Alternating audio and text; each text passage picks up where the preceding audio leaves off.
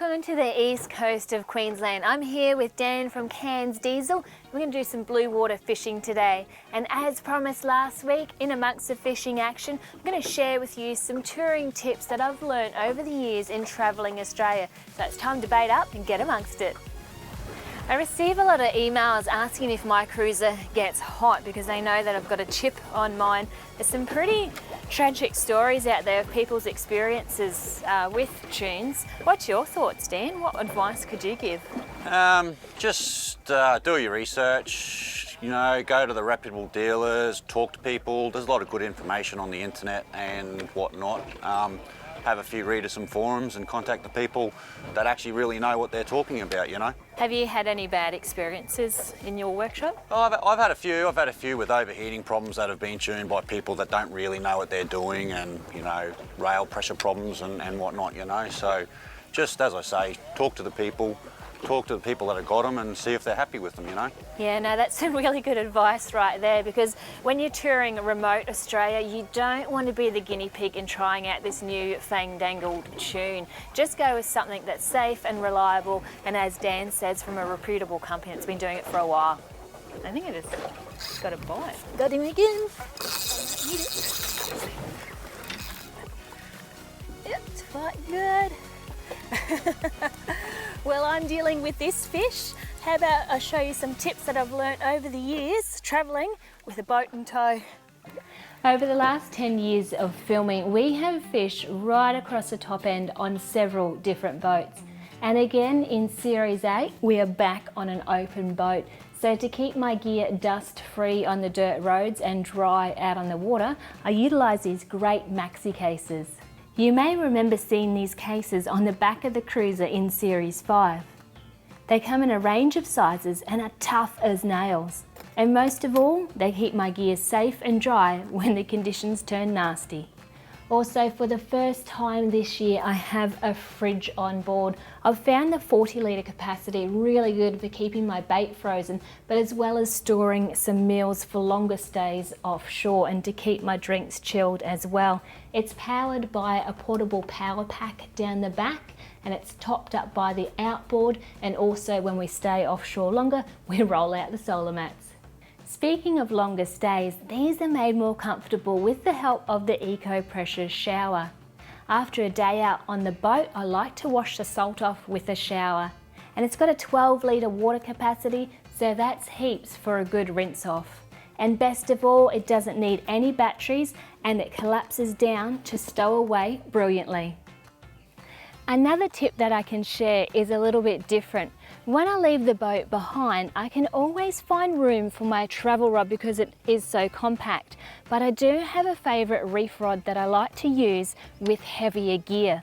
And with a dual cab 79 series, there's not a lot of room in the cab. And thinking about it, the solution was so simple.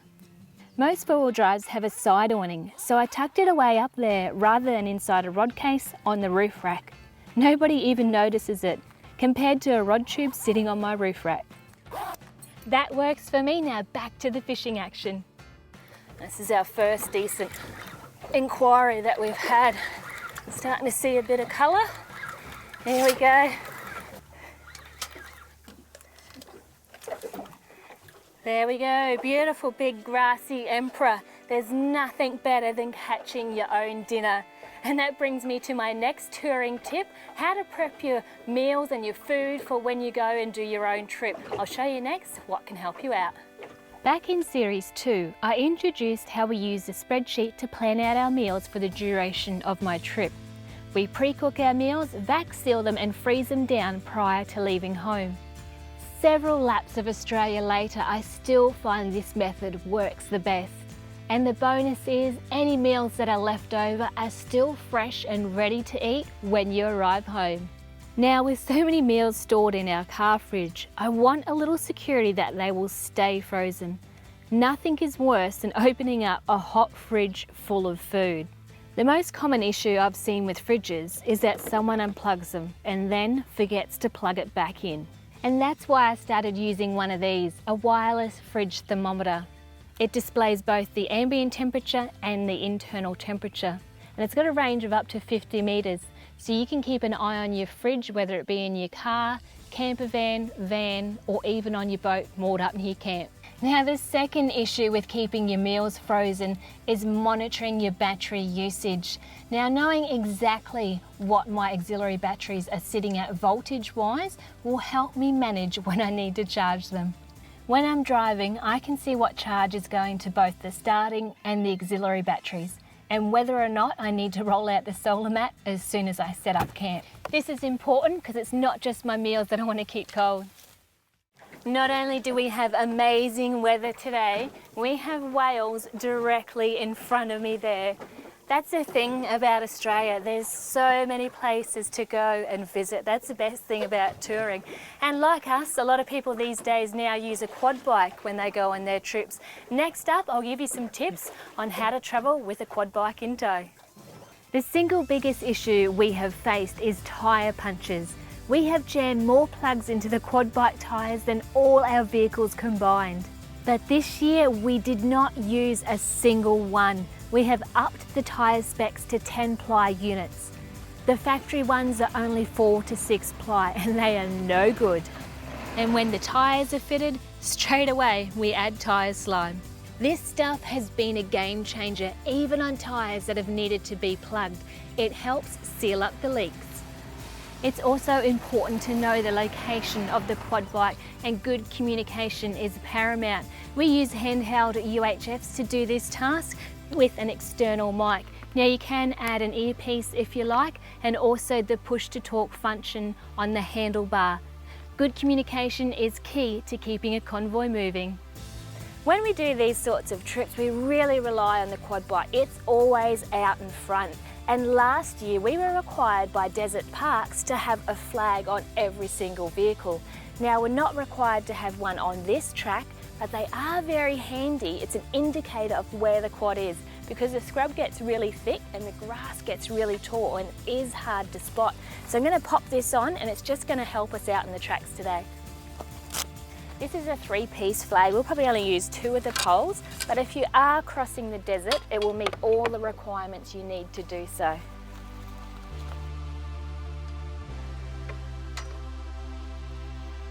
Flags on, there's no excuse not to get a visual on the quad today or the days following. Campers are packed up, swags are rolled away. It is time to hit the road. So with the extra payload, the consequence of that is often you get bogged a little bit easier. I know I do.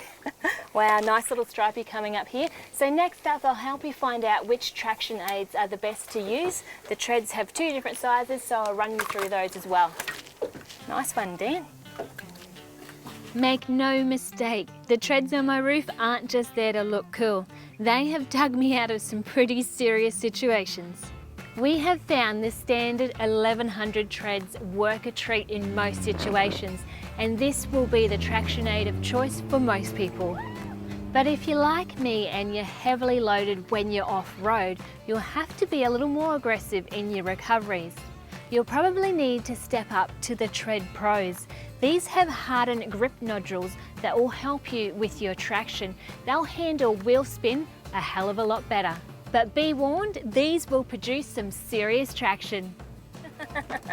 Here we go, they are biting good. Even on the ocean, you've got to be mindful about your fishing line. Don't chuck that overboard and take all your rubbish with you. Same goes when you're camping. I'll show you next what you can do to help out with that situation. Little stripey. There's nothing worse than arriving at a campsite and it's full of rubbish. Please take it with you. What we've found, if you have to carry it a long distance, try burning off whatever you can instead of burying it. With tins, burn off the food scraps and then crush them down once they've cooled off. And don't burn glass in the fire because there's always some left behind. Maybe you could opt for aluminium cans instead of glass when you're traveling remotely. And to keep things hygienic, we use a sealed plastic bucket or a sturdy rear wheel bag works good as well. Don't destroy what you've come here to enjoy. For many years, been fishing, I've actually been throwing these little stripies back, but they're part of the Lutenjanus family and they are really good eating. Stripey. Penny, you're getting a bite. Come on. Get a bite. Should Yep, you're on, you're on.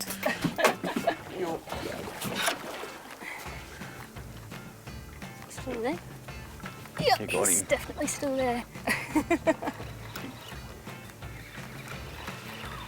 What about up your way, Dan? How's the rubbish go there, mate? Oh, you know, it's just one of those things, that I just really wish the people that come to our beautiful, far North Queensland would take their rubbish away with them and keep it as they found it, you know. It would be very nice to see. Absolutely. It's not hard to do. Just behind me is Dan's dad, Jeff. He is on to fish as well. Nice red throat emperor. Now that reminds me of a piece of camping equipment that everybody wants to steal, no matter where I go, where I set up. This is one hot item. I'll show you next what it is. For most of us, camp oven cooking is part of the fun when you're out bush. When cooking on the coals from a roaring fire though, the hairs on your hands and your eyebrows are quite fond of you using a long-handled shovel. They're generally not easy to carry, but I've found this 3-piece shovel works a treat. Now it comes in its own tough carry bag and it travels between my rear spares here. And if I want to, I can even convert it into a short-handled shovel very easily if I want to, so very versatile. As you can see, this one has done some work. I have to keep an eye on it though, as everyone seems to want to souvenir it once they've seen it in use.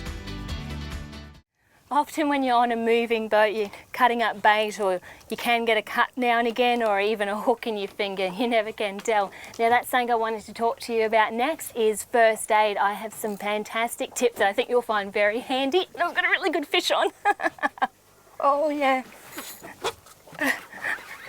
Excuse me for a minute.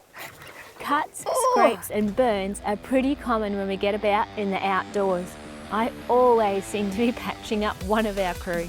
So first aid kits are of great importance to me when we're travelling remotely, but one for the boat and one for the vehicle. They cover me for burns, small, medium and large wounds, snake bites, sprains and fracture and even CPR. They fold out quickly for administering first aid. I also carry a third first aid kit. Now this has all my cold and flu medications in it, also painkillers, something from the doctor for golden staph, as that's quite common in the tropics. Now I hope not to use it, but I am prepared. Yeah. Another fine specimen of a grassy.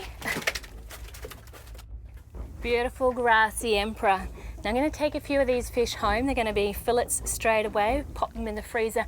And that brings me to my next tip, real world testing of solar. We've got a couple of fridges that we run and you don't want anything like this to go off. So it's really important to get that right first up. I'll show you how.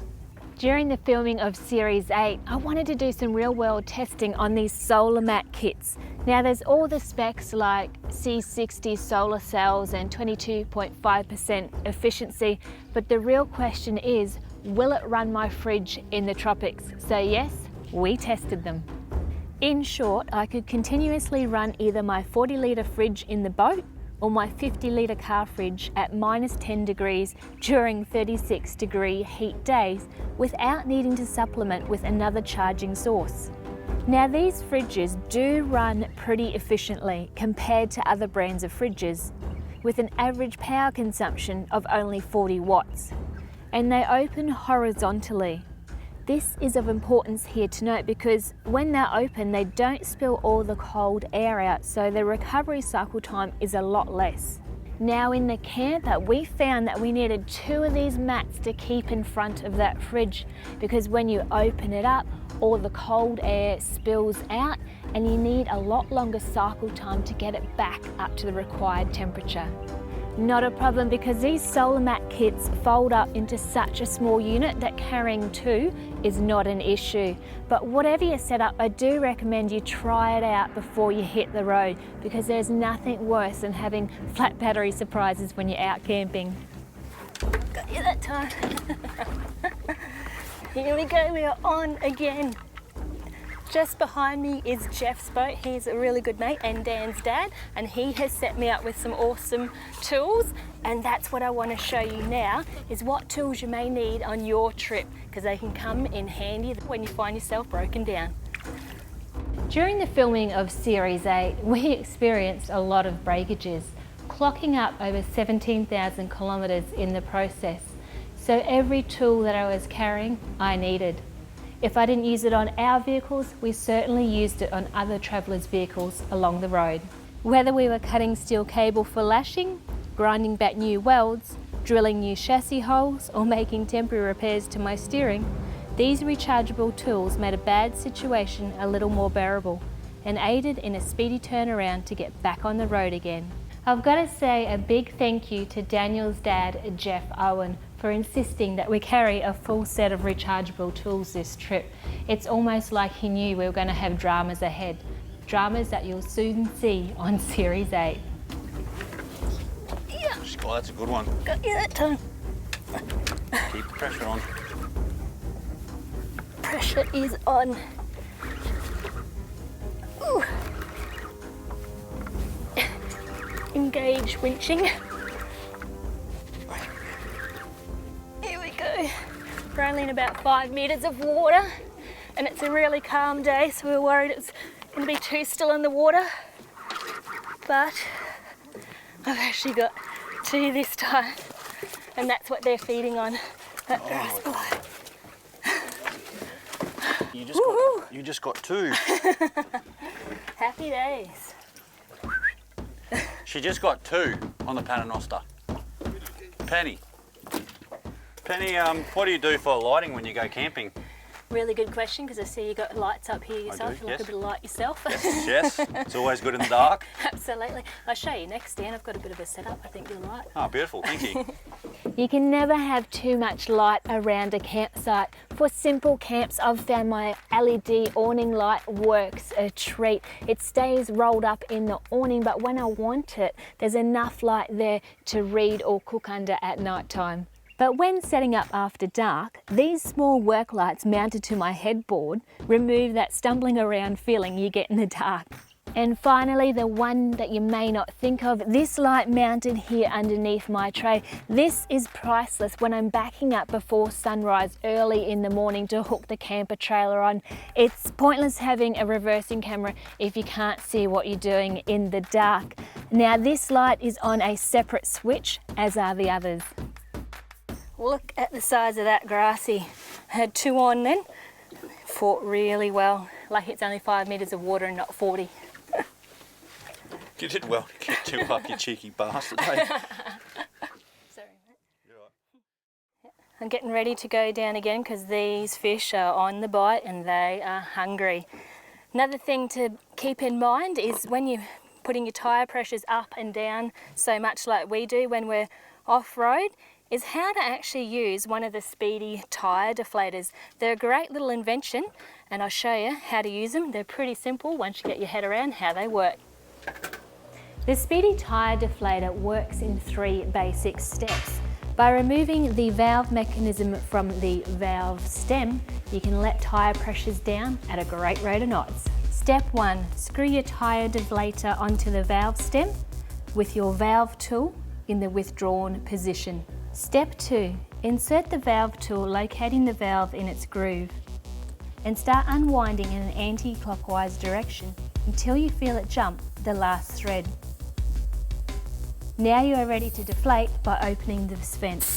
Once you've reached the desired pressure, you'll need to reinsert the valve back in, screwing it in tightly, and then remove the tyre deflator completely. Job done. It's actually pretty simple to use once you understand the mechanics of how it works. Now it's back to the action. So Penny, how do you work out how much fuel you'll need for the next trip that you might have planned? Yeah, really good question, Dan. I've got a little calculation that I use in a map book. I'll show everyone next how we do it. Okay, well you better get that fish then, eh? It's all happening. I'll try not to make it 2 this time, Dan, but it's feeling kind of heavy. That's the one I just lost, I reckon. Penny's on a stonker. For this exercise, let's work on a 10,000 kilometre length trip. Now for my cruiser, I work on an average fuel consumption of it using 1 litre per 4.5 kilometres travelled. So 10,000 divided by 4.5 equals 2,222 litres of fuel that I'm going to use. So the fuel is cheaper in the cities. What I do is I work off Brisbane prices, which at the moment on average are about $1.50, and I add 30 cents to that. So $1.50 plus 30 cents is $1.80. So what I do then is times it by $1.80, and this tells me that I'm going to use $3,999 of fuel. So let's round it up to 4,000. Now this little calculation is pretty accurate when you're forced to pay up to $3 a litre, and when you can buy it a bit cheaper, it seems to work out quite well. So for now, let's get back to the fishing action. Oh, it's a cod. Big cod. Oh. Following it. Yep. Get away, cod, get away. See the cod, Dan? Oh my God, Penny. There's a massive big cod down there. I nearly lost him to a cod. You're really outdoing the boys today, mate. Had Two to at a act quick. time. It's how we roll. She's gonna have two. So that's the calculation I've been using for years to work out my fuel. And I always just like to allow a bit of a margin, just so that if something happens, if I've got to backtrack, I've always got a little bit there in reserves. And also just to allow for a bit more in the budget, so you've got enough money there to cover yourself on your trip. Another grassy for the icebox. And also my next tip is closely related to fuel economy. I'll show you that now. Now, nothing wrecks your fuel economy more than a blocked air cleaner. I try to avoid travelling closely behind another vehicle, staying out of its dust. But all sorts of things can block your air cleaner, as we found out last year in the Gibson Desert. Carrying a second air cleaner is far cheaper than using 20% more fuel when it's over $3 a litre. In one tank of fuel, that equates to a $100 loss in economy. I generally carry a brand new spare on board, but you can blow them out with an air compressor, and if you get really desperate, then you can hose them out with water. If you do that though, make sure you dry them before you put it back into the vehicle. On previous episodes, you've seen that I run airbags, and I've had them installed for quite a few years. There's a bit of debate on when you should use them and how you should use them. So I'll talk you through next what I've found in my experience and see if it works for you too. Now, airbags are a great way to level out your ride when you're fully loaded, putting weight back on your front wheels. But remember that they are only there to assist your rear springs. Your chassis is designed with a maximum payload in mind. Often, factory springs are designed for comfort, but not load. So if you're planning to carry weight regularly, upgrade your springs first to suit your load. When you load your vehicle up beyond the GVM, it's dangerous. You're breaking the law and you're gonna break your chassis as well. We work on the fact that the airbag assists correctly rated springs and it increases stability. So if your vehicle is overweight, put it on a diet. Do you really need to take so much gear with you? This is that cod, I'd say. Or a heap of weed. We have had this massive cod hanging around. He followed up my two grassy emperors like 10 minutes ago, and we think Dan has hooked it up. And unfortunately, that's all we've got time for this week. I hope you really enjoyed a bit of fishing action and also all those touring tips. It's a massive shark, how's about that? It's a big leopard shark. Thanks guys, and travel safe. I'll see you somewhere out in the tracks.